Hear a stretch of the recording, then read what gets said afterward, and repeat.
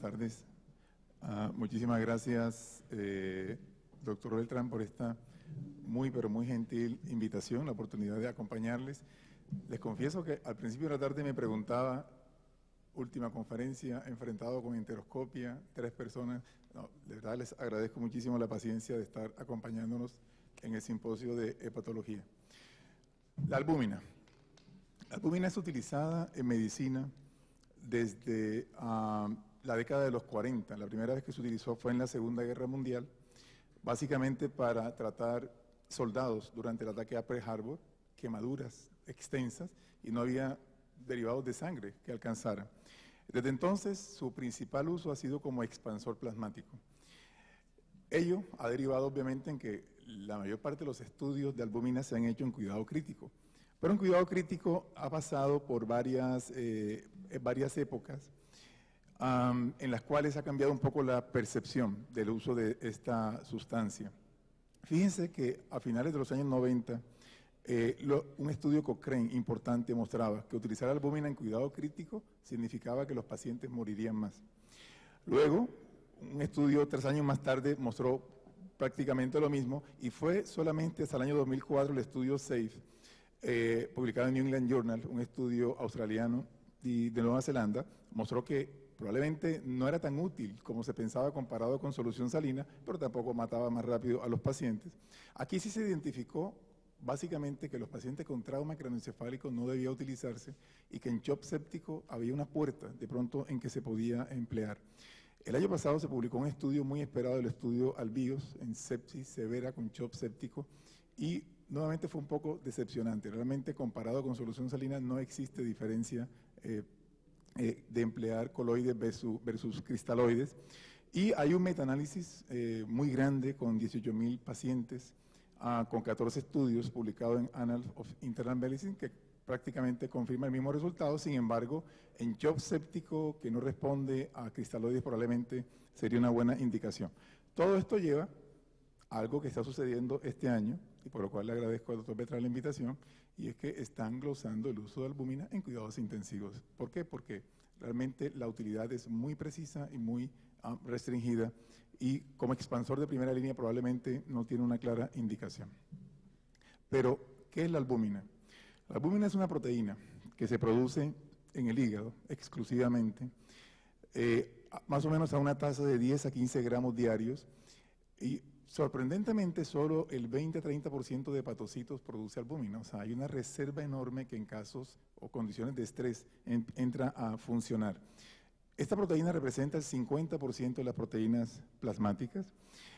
Una vez producida en el hígado, pasa al espacio intravascular, donde ejerce su función más importante. Uy, se saltó. La función más importante, que es el mantenimiento de la presión coloidosmótica, y eso lo puede hacer a través de sinusoides, como en el hígado, o lo puede hacer utilizando receptores específicos como la albondina en los otros tejidos donde no hay esos espacios sinusoidales importantes. Luego, una gran parte se encuentra en el intersticio, sobre todo en músculo, a nivel de piel, donde es finalmente degradada esta molécula. Hasta el año 92 se conoció la estructura de la albúmina. Es una proteína que tiene alrededor de 600 aminoácidos de 67 kilodaltons. Tiene una carga negativa, lo cual le permite atraer una cantidad de electrolitos de carga positiva.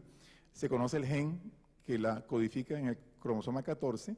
La estructura es una estructura muy simpática, es una estructura en forma de corazón que tiene 3 dominios, 1, 2, 3, cada uno tiene 2 subdominios, y esa estructura tiene unas características que le permite la capacidad de unir sustancias. La cristalografía, cuando se identificó la molécula, fue muy interesante ver no solamente la estabilidad, sino la enorme flexibilidad. O sea, tiene una cantidad de pliegues que le permite pegar múltiples sustancias hidrofóbicas y solubilizarlas, que es quizá la principal función de las principales funciones de la albúmina. Y dentro de esas, por ejemplo, los ácidos grasos. Entonces han identificado una serie de puntos donde es factible mirar la unión de los ácidos grasos a la molécula para poderse transportar. Y esa estructura terciaria le mantiene una cantidad de alfa hélices, residuos cisteína que forman enlaces disulfuro, etcétera, que le dan la forma a la molécula. Y las funciones de la albúmina son muchas, entonces tenemos la presión encótica, el mantenimiento que es quizá de la más importante, la solubilización, transporte y excreción de muchas sustancias, bilirrubina, ácidos biliares, hormonas, medicamentos, etcétera. Tiene una función hemostática, actúa a nivel endotelial, favoreciendo o no la producción de fibrinógeno, etcétera. Luego es un excelente inmunomodulador, antioxidante, estabiliza el endotelio, etcétera. Rápidamente, miremos las funciones, las que más conocemos todos, la presión coloidosmótica, como es el 50% de las proteínas del plasma, representa el 80% de la presión coloidosmótica, eso significa que el espacio intravascular prácticamente mantiene su contenido gracias a la albúmina. Eso lo hace por su masa y lo hace por un principio físico, el equilibrio de Gibbs, que significa que como tiene carga negativa es capaz de pegar sodio, el sodio atrae agua y se mantiene todo dentro del espacio intravascular. Luego está otro efecto muy interesante, que prácticamente comenzó a trabajarse a raíz del uso de los sistemas de diálisis de albúmina, el MARS y el Prometheus, y es la capacidad antioxidante que tiene. Y básicamente se debe a que en la posición de dominio 1 hay un residuo en posición 34 de cisteína que queda libre, que no forma puentes disulfuros, y este es quizá el componente más rico en tioles, antioxidantes que tiene el organismo a nivel circulante. No solamente es capaz de pegar radicales de oxígeno, nitrógeno, sino que también pega metales como cobre y hierro, que son tremendamente oxidativos. El 80% de la albúmina se encuentra en forma reducida, o sea, está lista para que le peguen todo lo que quieran pegarle para eliminar óxidos. Eso se llama mercaptoalbúmina. Y luego hay dos formas oxidadas, una forma que es reversible, que se pega con cisteína, homocisteína, glutatión, que se llama no-mercaptoalbúmina tipo 1, y hay una forma muy oxidada, que es la no-mercaptoalbúmina tipo 2, que se pega con diferentes ácidos sulfénico, sulfónico, sulfínico. Y ojo, esta forma oxidada existe en muchas patologías, cirróticos, diabéticos, falla renal crónica, y explican parte del por qué la albúmina es tan disfuncional en estas patologías. Y más recientemente, por ejemplo, en patologías como la sepsis o en pacientes nuestros cirróticos, la capacidad que tiene la albúmina de estabilizar el endotelio. Normalmente el escape transvascular de albúmina representa un 5% por hora, se aumenta hasta un 15 o 20% en pacientes sépticos y probablemente parte del efecto benéfico de la albúmina en cirróticos es mejorar este escape que facilita el edema intersticial y la hinchazón que presentan los pacientes en un momento dado. Un concepto nuevo de albúmina. Siempre que pensamos albúmina pensamos en concentración, es decir, cuánto hay de albúmina, pero hay un concepto nuevo y es la función de la albúmina, es la concentración efectiva de albúmina, y esto se ha medido en los últimos 10 años, es decir, se puede cuantificar la cantidad de albúmina oxidada, la cantidad de albúmina no oxidada, y esto es una marca de cómo realmente está funcionando, y se hace de diferentes maneras. Se hace por espectroscopia por resonancia magnética, midiendo la capacidad de unión de ácidos grasos, o se hace con una prueba que es la albúmina modificada por isquemia. Como ella transporta electrolitos, el cobalto se sabe que está reducido en todos los fenómenos isquémicos, hoy sabemos que también en los pacientes cirróticos, y la relación de la albúmina modificada por isquemia a albúmina total se puede medir y nos da un índice muy bueno de esa capacidad funcional efectiva de la albúmina. En los pacientes cirróticos hay una fisiopatología por la cual nosotros utilizamos albúmina desde hace mucho tiempo, y los pacientes cirróticos desarrollan hipertensión portal. Esta hipertensión portal conduce a una gran vasodilatación esplácnica, porque hay una liberación masiva a nivel esplácnica de sustancias vasodilatadoras, hay óxido nítrico, endocannabinoides, monóxido de carbono, etcétera. Pero también hay un daño inotrópico y cronotrópico de la función cardíaca, que todo eso conlleva a una disminución de la volemia efectiva. Eso lo sensan los vasoreceptores y comienza una activación de sistemas vasoconstrictores, cuya misión es estabilizar la volemia. Pero finalmente, esos sistemas son los que producen retención de líquido, ascitis, retención de agua, hiponatremia, vasoconstricción renal con falla renal, vasoconstricción cerebral, que hoy sabemos que puede ser un componente importante aún en el paciente cirrótico para encefalopatía, o de otros órganos. Entonces tenemos finalmente en el cirrótico una falla orgánica múltiple. Y la albúmina, entonces, puede actuar en varios puntos. Entonces es un gran expansor de volumen, o sea, entonces mejoraría la volemia, aumentando la precarga, inclusive mejorando la función ventricular, pero por los efectos antioxidantes y los efectos sobre el endotelio, los efectos, digamos, pleiotrópicos que tiene, también podría mejorar simultáneamente la resistencia sistémica y la difusión circulatoria del paciente cirrótico. Hay por lo menos 4 indicaciones de la albúmina por las cuales no nos la glosan a nosotros, que están estudiadas y demostradas y que vamos a presentar a continuación. La primera es muy ampliamente conocida, la disfunción circulatoria postparacentesis. Los pacientes que se les hace paracentesis de más de 5 litros tienen la capacidad de que al extraer todo ese volumen de líquido, ellos aumentan el retorno venoso rápidamente, mejorarían el gasto cardíaco entre comillas, pero en realidad lo que hay es un aumento del flujo a nivel de la circulación esplácnica tardío. Por eso la disfunción circulatoria puede presentarse hasta 48 a 72 horas después, y ese flujo aumentado produce un shear stress, o sea, activa el endotelio para que produzca óxido nítrico, y a la larga estos pacientes terminan produciendo una gran vasodilatación, y todo eso hace que las resistencias periféricas que ya están comprometidas caigan más, y todos los fenómenos dañinos del paciente cirrótico se exacerben, apareciendo entonces más hiponatremia, más falla renal y a más encefalopatía, inclusive cambios en la sobrevida del paciente.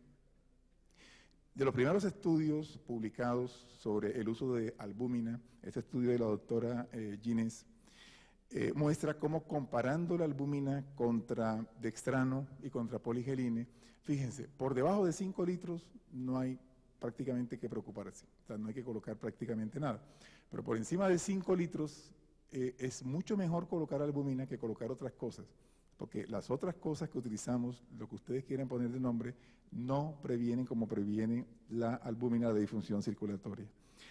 Esto ha sido evaluado en un metaanálisis publicado en el año 2012, donde 17 estudios con 1.200 pacientes fueron revisados, todos los pacientes recibieron albúmina al 20 o 25%, dosis de 6 a 8 gramos por cada litro por encima de 5 litros, que son las dosis convencionales, y este estudio, fíjense, interesante, contra nada, o sea, si no ponemos nada y utilizamos albúmina, en otro grupo hay una reducción de la disfunción circulatoria 93%, de la hiponatremia 80%, aquí no pudo evaluarse la mortalidad porque realmente había un grupo comparativo, pero cuando se compara con otros expansores hay una reducción de 61% de disfunción circulatoria, 42% de hiponatremia y 36% de mortalidad. Por tanto, la indicación del uso de albúmina para prevenir disfunción circulatoria está claramente demostrada, ya que mejora la disfunción circulatoria, la hiponatremia y reduce la mortalidad. Luego, otra indicación importante es la prevención de la insuficiencia renal en pacientes con infecciones, peritonitis espontánea u otro tipo de infecciones. Este estudio reciente muestra, fíjense, la prevalencia de infecciones en pacientes cirróticos.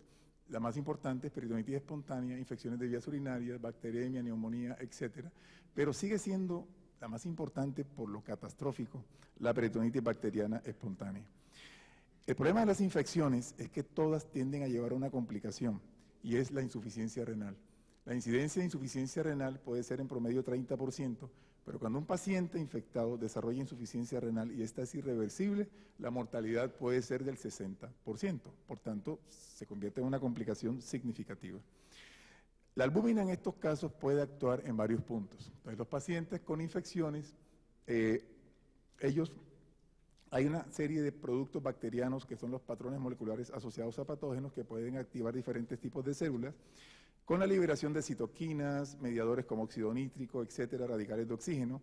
Todo esto interactúa disminuyendo las resistencias sistémicas, disminuyendo el gasto cardíaco, la volemia. Entonces la albúmina puede actuar mejorando la volemia o actuando como scavenger o actuando como antioxidante. O sea, todas estas funciones las puede ejecutar esta molécula. Este es el primer estudio, digamos, importante en pacientes con peritonitis espontánea, publicado en New England en el año 99. Fíjense cómo el uso de albúmina en pacientes con peritonitis espontánea, todos los pacientes finalmente, la mayoría, más del 90% resuelven la infección con antibióticos.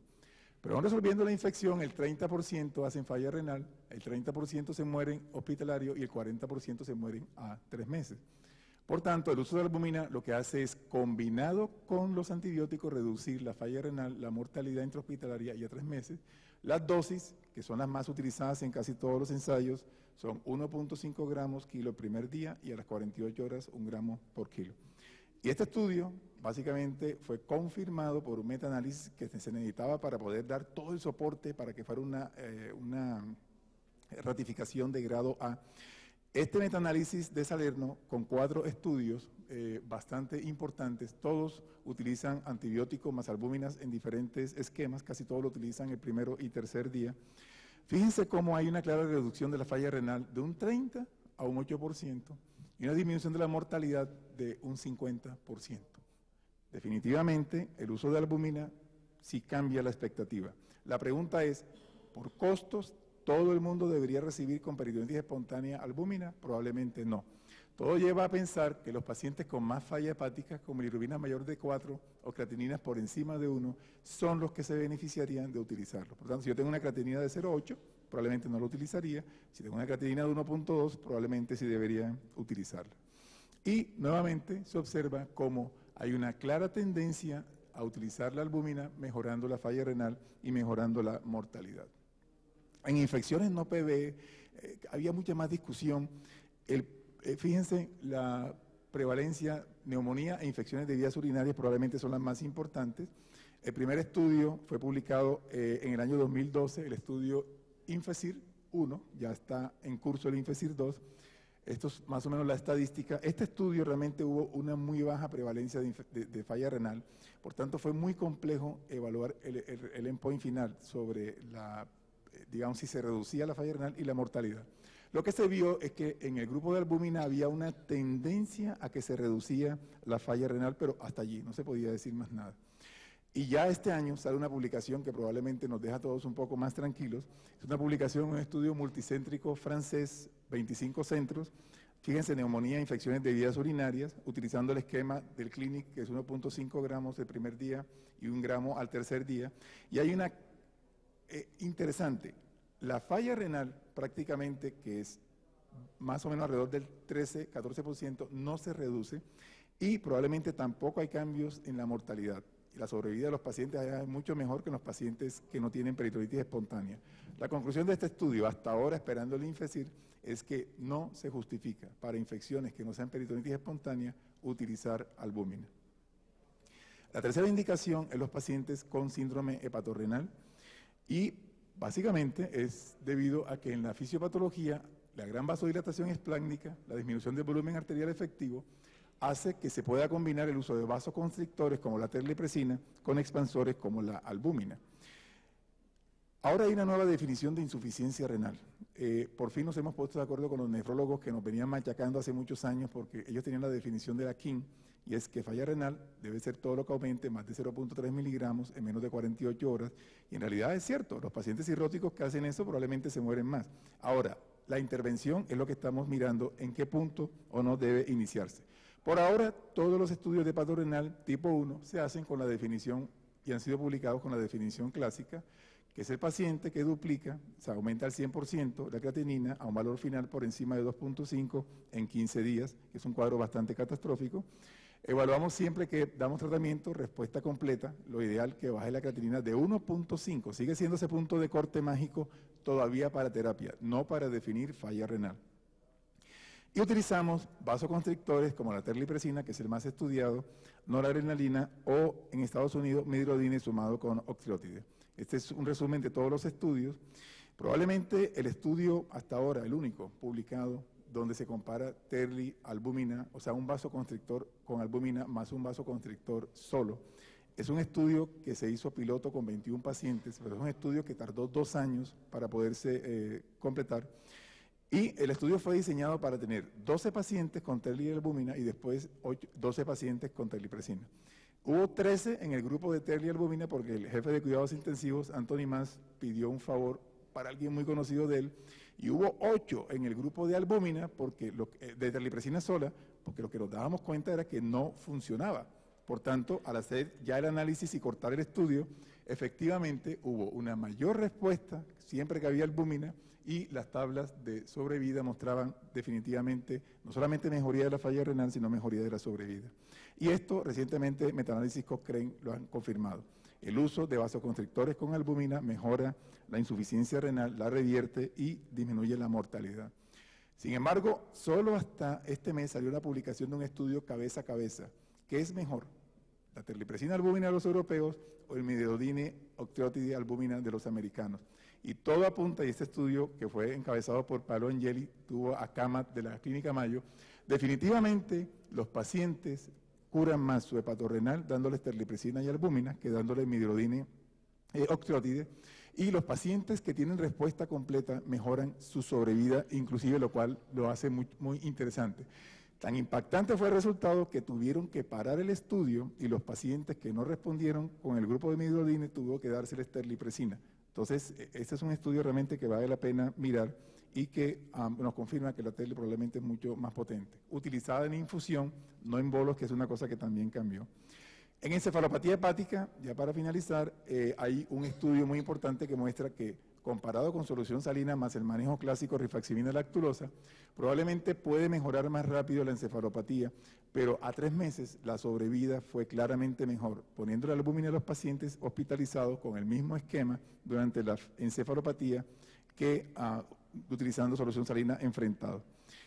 ¿Qué tan frecuente se utiliza albúmina? El estudio Canonic, Richard Moreau, que lo invitamos a este congreso en el año 2009, 61% de los pacientes cirróticos ingresados utilizan albúmina para las indicaciones. Diálisis de albúmina, tenemos 2 tipos de diálisis. El estudio Helios utilizando Prometheus, el estudio Relief utilizando Mars, ninguno hasta ahora mostró cambios en la sobrevida, por lo menos en nuestro centro.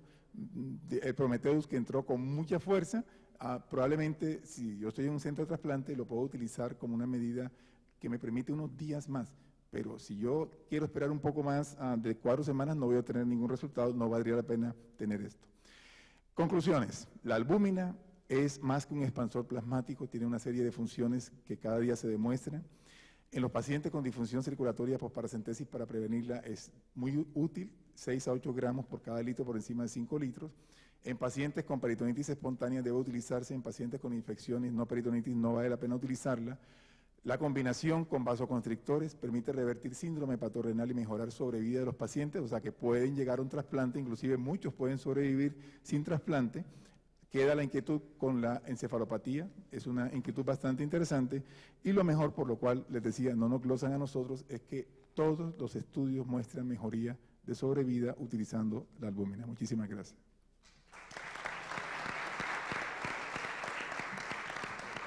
Muchas gracias, doctor Rolando.